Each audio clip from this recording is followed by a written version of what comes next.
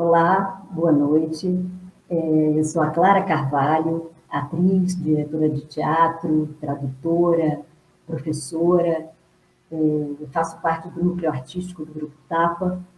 E eu estou aqui hoje para trazer uma leitura que é um fragmento de um estudo de texto, um estudo de mesa que nós temos feito lá no Tapa, sobre a obra do autor romeno Matei Wisniewski. Quem vai fazer essa leitura hoje aqui é o meu grande amigo, parceiro, colega de tantas aventuras, o ator Guilherme Santana. Então, eu queria falar um pouquinho sobre o Matei Wisniewski, que é um autor que eu venho estudando já há alguns anos. Eu dirigi já textos dele, foram Máquina Chekhov, em 2015, O Condomínio Wisniewski, ano passado, em 2019, e o texto Ricardo III, ou Cenas da Vida do Meyerhold, também ano passado, 2019. Então, eu já fiz algumas oficinas de estudo desse autor. Eu tenho pesquisado bastante, a gente tem pesquisado bastante a obra dele.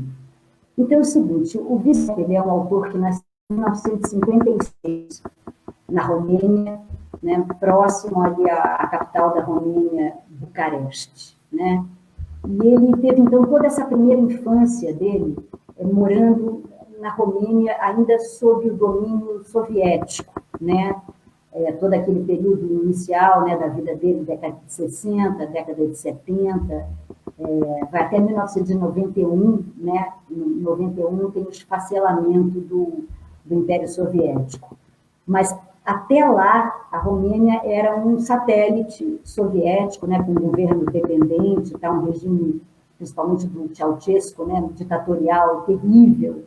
E toda a primeira infância e adolescência do Wisniewski, ele passa nessa condição, né, de muita opressão, de muita vigilância, muito pouca liberdade.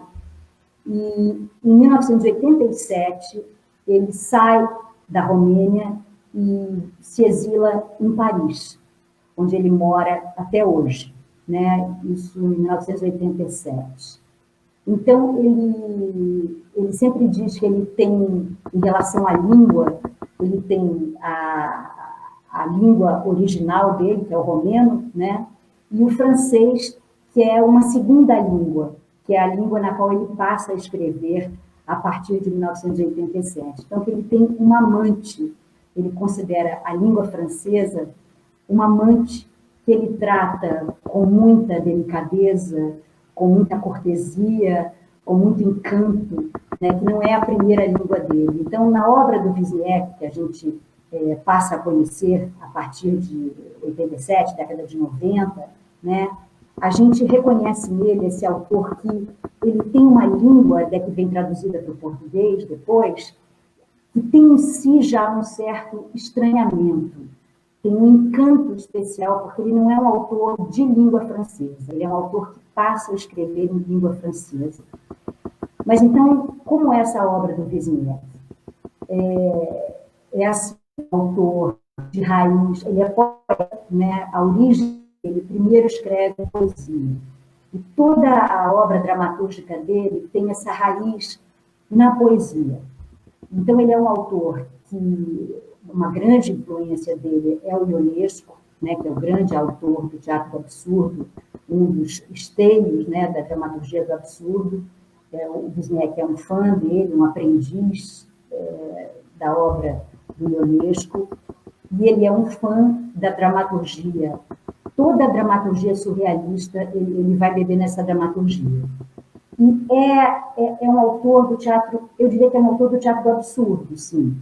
O Wisniewski é um autor do teatro do absurdo, mas é um absurdo que tem três vertentes. Ele tem uma vertente mais política, né? Tem várias peças dele que tratam muito de sátira política, por exemplo, o Bobo, o Rato, o Rei, o Bufão do Rei, que mais?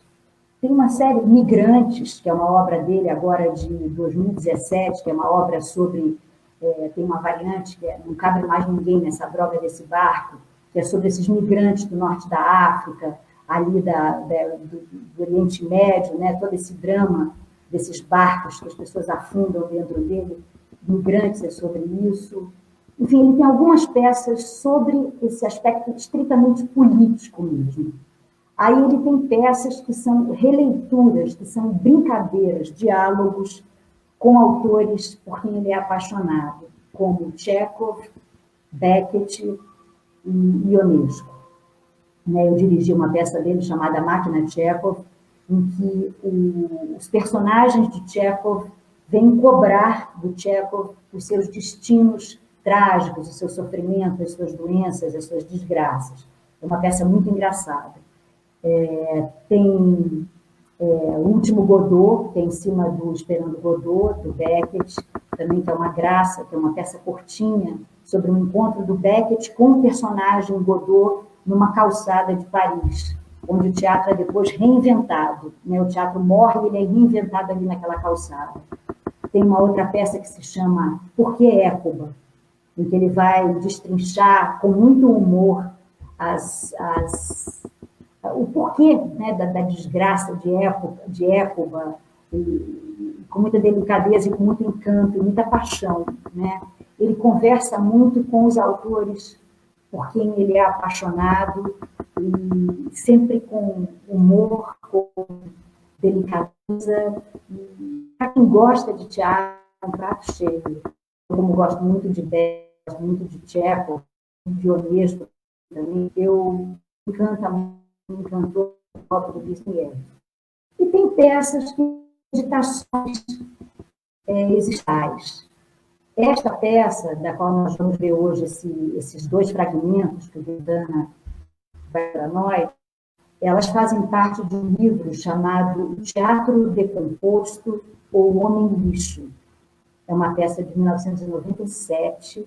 Ela é um livro composto por 24 peças curtas. São 24, principalmente monólogos, algumas delas não são monólogos, mas elas são estudos, meditações existenciais sobre a solidão, sobre pessoas diferentes, sobre a diferença, aqueles que não se encaixam num padrão, aqueles que são obsedados por algumas ideias, por algumas ideias fixas, por um sofrimento, por uma depressão, por uma diferença doída em relação a que nos cerca.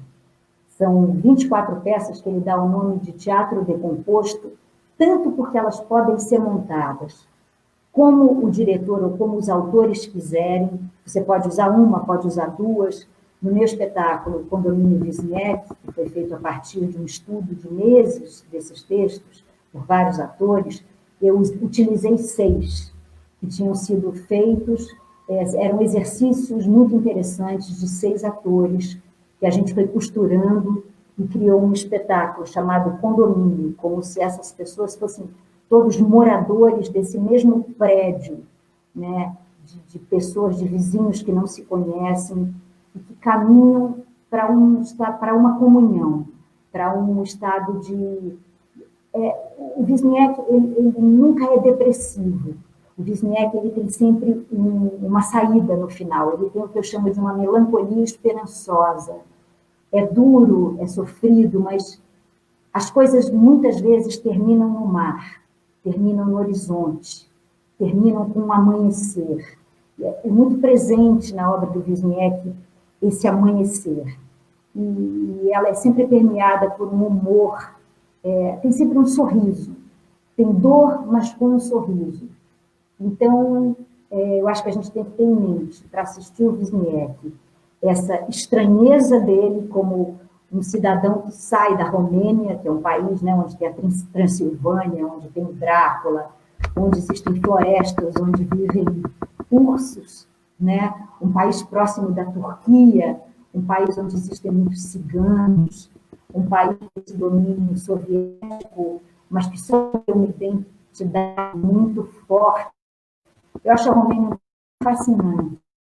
Tem uma língua portuguesa, e ao mesmo tempo completamente diferente, com sinais diferentes, parecem aquelas letras turcas, né? Esse homem dessa fronteira do Oriente com o Ocidente, em 1987 parte para Paris e nunca mais volta, né? Hoje em dia ele é muito editado na Romênia, mas ele tem essa loucura pela cultura francesa, né? Ele trabalha na Rádio France, hoje ele trabalha na Rádio France, ele veio muitas vezes ao Brasil, ele é um autor cuja obra está praticamente toda editada pela editora Realizações, são livros muito simpáticos, é uma edição muito bonitinha, muito bem feita, muito bem traduzida.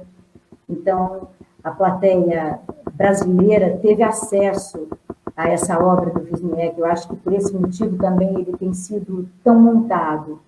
Ele é um autor nada arrogante, nada... Ele deixa os diretores, os atores mexerem na obra dele com muita liberdade. Então, é um autor muito fascinante. Então, bom, não vou me estender aqui, eu vou passar a palavra para o Guilherme Santana, que vai trazer para nós 2 desses textos do livro O Teatro Decomposto ou O Homem Lixo.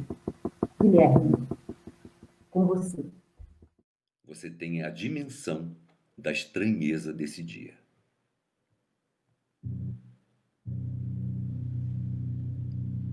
Todas as ruas estão desertas.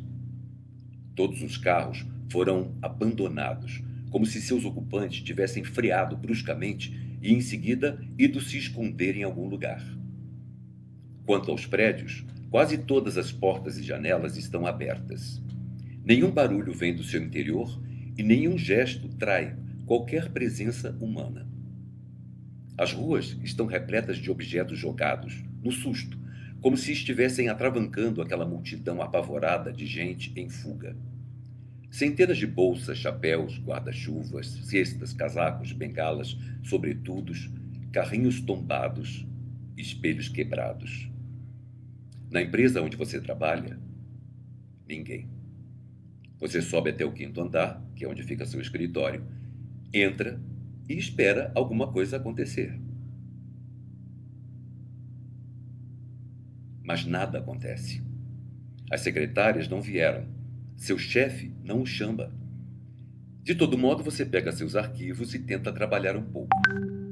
Mas o silêncio corrói os seus nervos. Finalmente, você agarra sua coragem com as 2 mãos e resolve dar uma volta pelo escritório. Evidentemente, nenhuma alma penada, nenhum gato pingado. Somente arquivos, e alguns arquivos muito importantes, espalhados pelo chão. No começo, você se recusa a se deixar intimidar pela evidência dessa situação absurda e cumpre seu dever conscienciosamente até o meio-dia.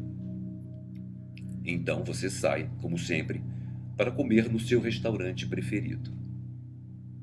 O restaurante está tão vazio quanto os escritórios e todos os outros restaurantes da cidade. Mas você vai se sentar à mesa. Observa de lá a rua deserta e tenta se concentrar.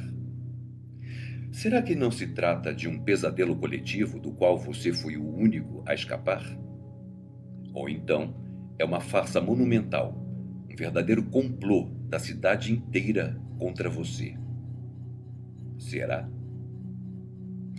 Como você está com fome, passa para o outro lado do balcão para preparar um sanduíche. Você pega também um copo de cerveja. Come e bebe com calma. Coloca o dinheiro no caixa e volta para o escritório. Obstinado, decidido a recusar esse jogo que não faz nenhum sentido, você continua trabalhando até as 5 horas da tarde. No entanto, os elevadores estão congelados. Nenhum passo ressoa pelos corredores. Nenhum telefone toca. Nenhuma máquina de escrever faz qualquer ruído. Mas é apenas à tarde, no caminho de volta, que a situação se intensifica. A cidade parece totalmente abandonada. Não há nem mesmo um passarinho no céu. Nem gato, nem cachorro, nem rato. Os insetos desapareceram junto com os seres humanos. Nem uma brisa, nem uma rajada de vento. O mundo espreita na sua total imobilidade.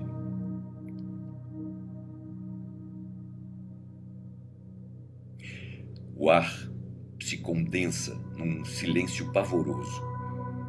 Até as árvores têm alguma coisa de congeladas, como se quisessem se desprender da terra para irem embora com os homens, e uma reprimenda tácita da terra as tivesse paralisado. Então você entra em casa correndo, bate a porta entreaberta da proprietária e ninguém responde. Então você decide entrar. Naturalmente a senhora Cantonelli não está lá. Aí você bate na porta do senhor Matarazzo e ninguém responde, já que o apartamento do senhor Matarazzo também está vazio. Você bate em seguida em todas as portas do prédio, entra em todos os apartamentos, entra também em outros prédios da rua e não tem ninguém em nenhum lugar. As lojas, os cafés, as padarias, os jornaleiros, todos vazios. O sol vai se pôr em breve e você é invadido por um terror atroz. Então você vai para casa e faz barricadas. Como ainda tem eletricidade, você acende todas as lâmpadas do apartamento. Liga o rádio, a televisão, mas não tem nada que escutar, nem para ver. O telefone parece funcionar, então você liga para o seu melhor amigo. Ninguém atende do outro lado da linha. Você disca números e números aleatoriamente, mas ninguém responde a seus apelos. Você não prega o olho durante a noite. Você espera sentado numa cadeira diante da porta, escutando o silêncio. Nos dias que se seguem, você compreende que não há nada a fazer. Você está realmente sozinho na cidade. Agora, é preciso se organizar. O odor dos alimentos estragados começa a ficar insuportável. Então você começa a grande limpeza. Primeiro na sua rua. Joga nos sacos de plásticos tudo o que corre o risco de apodrecer. Fecha todas as portas e todas as janelas da cidade. E isso leva pelo menos uns 6 meses. Você recolhe todos os objetos abandonados e os classifica por categorias. Em 2 anos, você limpa todas as ruas e estaciona, segundo todos os regulamentos, todos os carros da cidade. Você não tem mais medo de trabalhar e está bem contente de ver que a limpeza impera outra vez. Você só tem problemas com os 2 ou 3 incêndios deflagrados desde o dia do seu abandono. Um posto de gasolina, por exemplo, queima durante meses e meses. E durante 3 anos você não pode mais se aproximar do Instituto de Pesquisas Químicas, por precaução. Você deve também enfrentar algumas inundações graves. E num dado momento, você fica horrorizado só em pensar que toda a água potável da cidade pode desaparecer. O tempo passa e você se habitua à nova normalidade. Você é, enfim, um homem livre e todo-poderoso. Você tem acesso a todos os segredos da cidade. Nos finais de semana, você vai à casa dos seus chefes, que nunca o convidaram para conhecer suas casas. Lá, você descobre as suas gavetas secretas e os seus vícios mais recônditos. Você lê suas cartas, mexe nos seus papéis, explode as portas dos seus cofres fortes. Durante a semana, você procura primeiro os lugares com placas de privado, proibido, proibida a entrada, perigo! E visita também os quartos blindados dos bancos, os arquivos da polícia e das forças armadas, os gabinetes dos presidentes das empresas, a estação meteorológica, a sede da televisão local, o centro de triagem postal, o serviço de ginecologia do hospital, a prisão, o hospital para doentes mentais, portéis, necrotério, instituto médico legal, convento das carmelitas, catacumbas, esgotos, porões. Por muito tempo, você tenta manter, por meio de uma disciplina severa, uma certa continuidade entre o passado e você mesmo. Você até escreve cartas que só você coloca à noite na sua caixa postal para ter a surpresa de encontrá-las na manhã seguinte. De 15 em 15 dias, você vai fazer uma visita à sua mãe ausente, sem esquecer de levar sempre um doce. Para não perder o contato com o que você chama de realidade, você lê um jornal depois do café da manhã. Aliás, você achou na biblioteca do bairro uma coleção de jornais antigos dos anos 50. Tanto faz. Para ter do que viver, você continua a ir ao escritório e no fim do mês continua a retirar o seu salário, que você considera ter sido depositado em qualquer banco, geralmente no mais próximo. Mas tem dias que você não resiste e quebra algumas vidraças durante o seu habitual passeio vespertino. Acontece até de pegar um carro e sair costurando pelas ruas, dia e noite, rindo, gritando, até a exaustão, palavras incompreensíveis. Se uma casa provoca medo, é imediatamente condenada à morte, e suas portas e janelas são lacradas com pranchas de madeira. Visitando as galerias de arte, frequentemente, você encontra quadros que lhe trazem lembranças dolorosas. Eles são, então, julgados e jogados por um tempo na prisão. Todas as celas individuais estão agora cheias de quadros que você julga perigosos para a sua saúde mental e para a saúde moral da cidade. No Parque Municipal, você começou grandes obras. Pretende recortá-lo por algumas avenidas que, é claro, levarão o seu nome. De tempos em tempos, para celebrar o aniversário de sua solidão, você organiza a queima de fogos de artifício. O tempo que você conta é a partir do dia que você ficou completamente só na cidade deserta. Mas aí, surpresa. Certa noite o telefone toca no apartamento do lado. Você salta da cama, corre como um louco, tira o fone do gancho, no exato momento em que o outro está desligando do outro lado. Você não quer pensar em nada, não quer tirar nenhuma conclusão.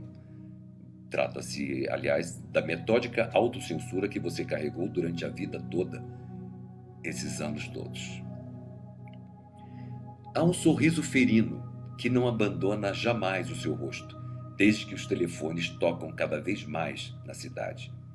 Você os escuta em todo lugar. No prédio da frente, na cafeteria onde toma seu café ao meio-dia, na biblioteca onde você vai procurar outra coleção de jornais antigos. Mas você nunca mais atende. Você sabe que é inútil e que o outro será sempre mais rápido que você. É cada vez mais difícil conseguir manter um sorriso em seu rosto. Mas você não tem escolha. É a sua única resposta a esses apelos que não cessam de torturá-lo, dia e noite, de todos os prédios, de todas as casas, de todos os cantos. Você caminha como um rei pelos grandes bulevares da cidade, e os telefones tocam desesperadamente dos prédios diante dos quais você passa. E até mesmo nas cabines telefônicas, como se a sua passagem desencadeasse em todos os lugares ao mesmo tempo o mesmo número secreto da chamada de socorro. Mas agora você já entendeu tudo. Você não dorme mais, como antigamente. Você não vai mais dormir no Palácio dos Ricos, nem nas mansões das pessoas célebres, nos suntuosos palácios da cidade. Você perdeu a vontade até mesmo de voltar para a própria casa. Prefere ficar andando pelas ruas, pelas estações de metrô, perto dos grandes estádios. No inverno, você passa as noites debaixo da ponte, ou embaixo das portas de uma igreja, e raramente na casa do zelador. No verão, você dorme nos bancos do parque ou sobre os degraus dos edifícios públicos. E foi lá, totalmente por acaso, que você aprendeu a mendigar. Uma vez, você dormiu com o chapéu esquecido aos seus pés. E de manhã, pasme, ele apareceu cheio de moedas. A história se repete, e você sempre encontra alguma coisa no chapéu, mesmo com a cidade impiedosamente deserta.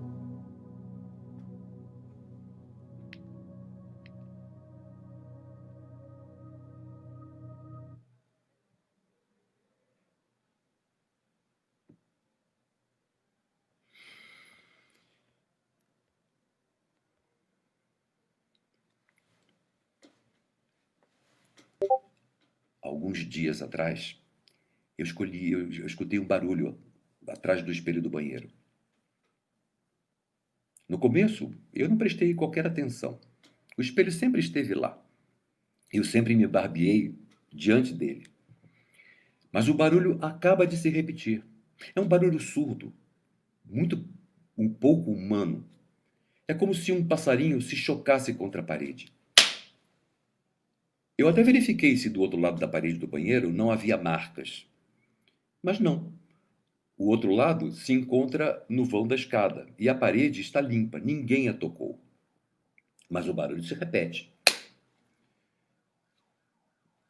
Estranho. E toda manhã, quando eu lavo e me olho no espelho, o barulho se repete. Eu tenho a impressão de que é um barulho cada vez mais preciso, como se alguém quisesse me dizer alguma coisa. Eu não posso mais olhar no espelho sem esperar o barulho. Há dias em que o barulho chega imediatamente, mas há dias em que eu preciso olhar por um bom tempo antes que ele se produza. Bom, eu não excluí a possibilidade de que alguém estivesse fazendo isso de propósito, a que alguém estivesse me aprontando alguma. Acordei várias vezes durante a noite e me olhei no espelho. Estranho, o barulho todas as vezes acontecia. Mesmo que houvesse alguém atrás da parede, como ele poderia saber que eu estava me olhando no espelho? Eu quis avisar a proprietária do apartamento, mas aí eu desisti. Porque, para que incomodar todo mundo? Isso soaria como uma repreensão, como se eu estivesse desconfiado dos outros locatários. Mas aí, eu confesso que por um bom tempo eu pensei no senhor Dupont, um dos meus vizinhos. Ele vive sozinho, mas já faz alguns anos que ele não sai mais. Mas ele nunca faz barulho. E só em pensar que ele poderia se esconder atrás do meu espelho, isso seria ridículo. Eu contentei-me em tirar o espelho do banheiro e pendurá-lo na parede do meu quarto. O espelho agora está colocado entre duas janelas, como se fosse um quadro. E agora eu tenho certeza que ninguém vai olhar por trás do meu espelho, porque o meu apartamento é no terceiro andar. E ninguém vai escalar o prédio para fazer barulho atrás do espelho. Mas o barulho continua acontecendo. E cada vez que eu me olho no espelho, o barulho acontece. Ele me fascina, ele me obceca, ele às vezes me dá medo também. Eu estou completamente convencido, agora, de que ele vem de dentro do próprio espelho. Existe lá alguém que quer me comunicar alguma coisa. Então, por exemplo, eu estalo o dedo e espero.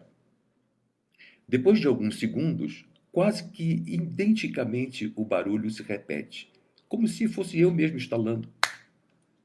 Eu bato com as mãos e ele bate também com as mãos. Eu bato 2 vezes com a minha escova de dente no espelho e logo depois ele me responde. Se eu bater 3 vezes, ele dá exatamente a mesma resposta. De todo jeito, ele aprende rápido. Eu um dia disse, ah! E ele, minutos depois, eu escutei um mugido vindo de dentro do espelho, dizendo, ah! E mesmo se o meu ar não tenha sido reproduzido corretamente, eu sinto que ele faz um esforço em me responder. E esse esforço vem junto com uma grande alegria. De todo jeito, ele aprende bem rápido mesmo. E quando a noite cai, eu não acendo mais a luz. Eu amo ficar no escuro com ele, me olhando lá do outro lado. Quase ao amanhecer, eu acordo extenuado, mas feliz. Minha cama se encontra diante do espelho e eu sei que ele me olha enquanto eu durmo. Às vezes, é ele quem me acorda. Eu espero um "ah" ou um estalar de dedos ou o barulho da minha escova de dente batendo. Mas Eu adoro ser acordado assim. Os sons que ele emite são tão doces, são tão personalizados, eu que me estimulam a ensinar sempre sons novos.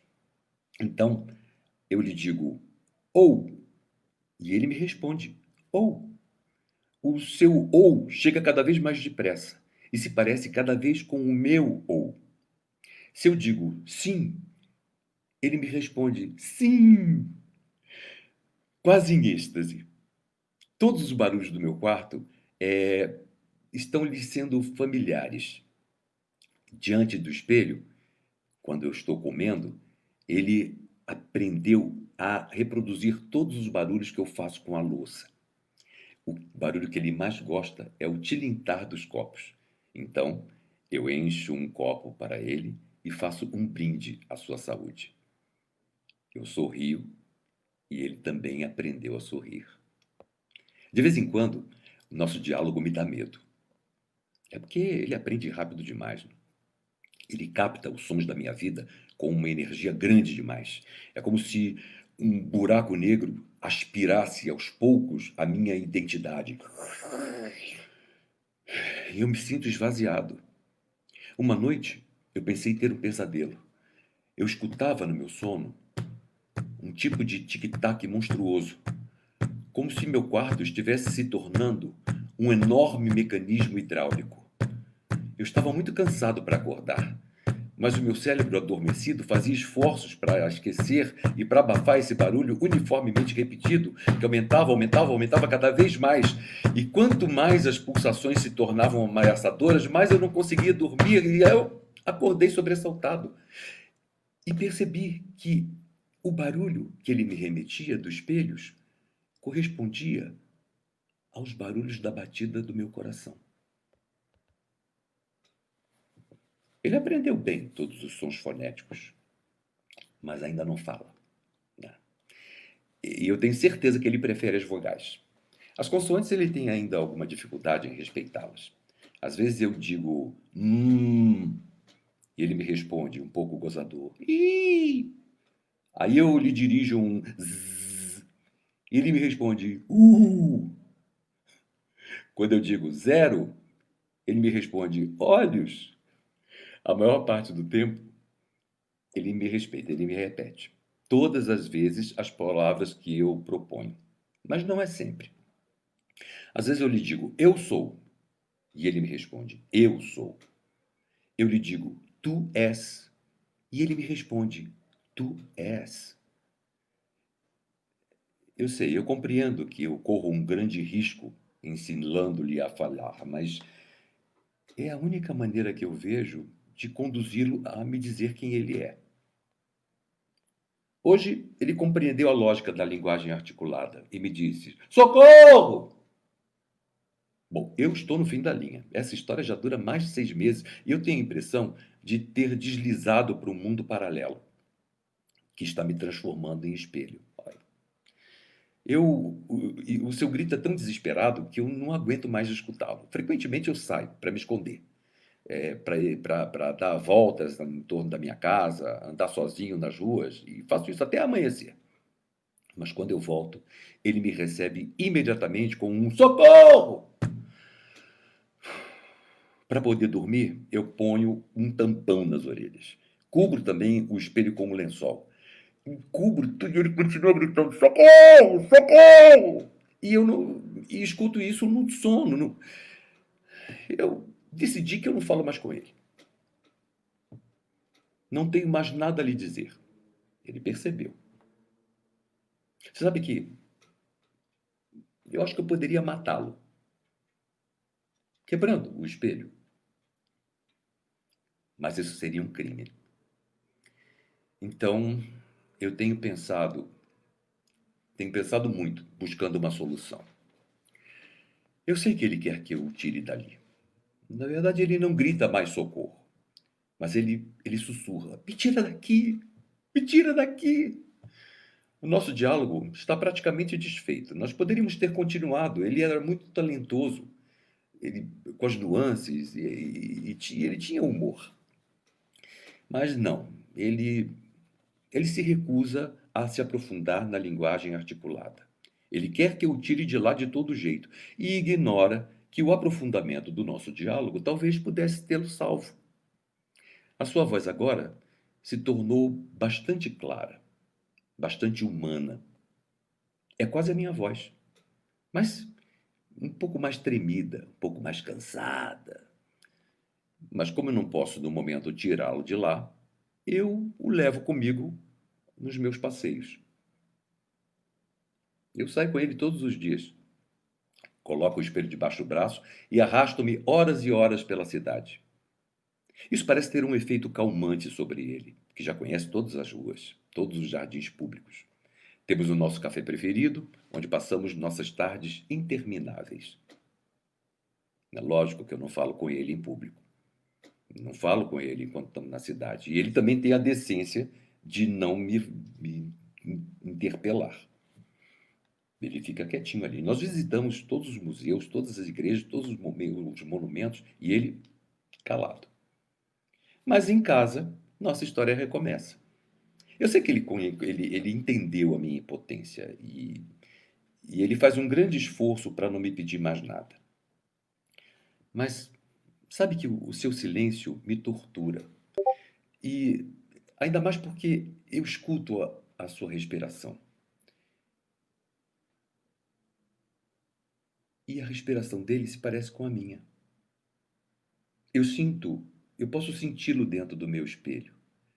E eu me sinto tão vivo quanto ele. E ele tão decepcionado quanto eu.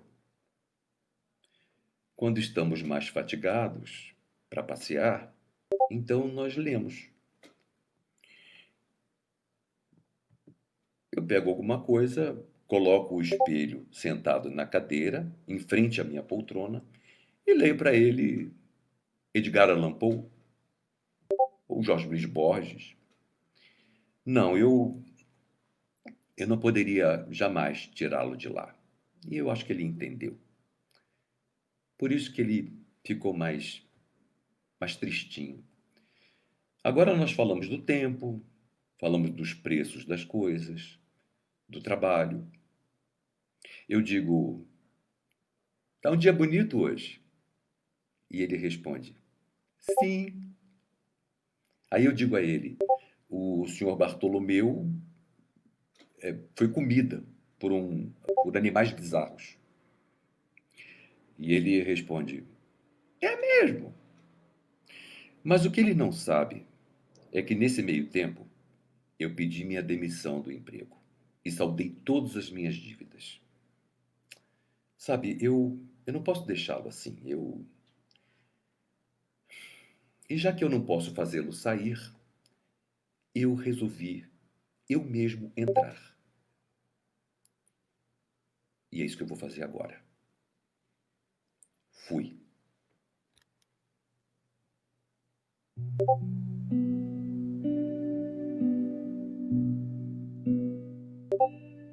J'arrive au port, les mains vides. J'arrive au soir sans compter.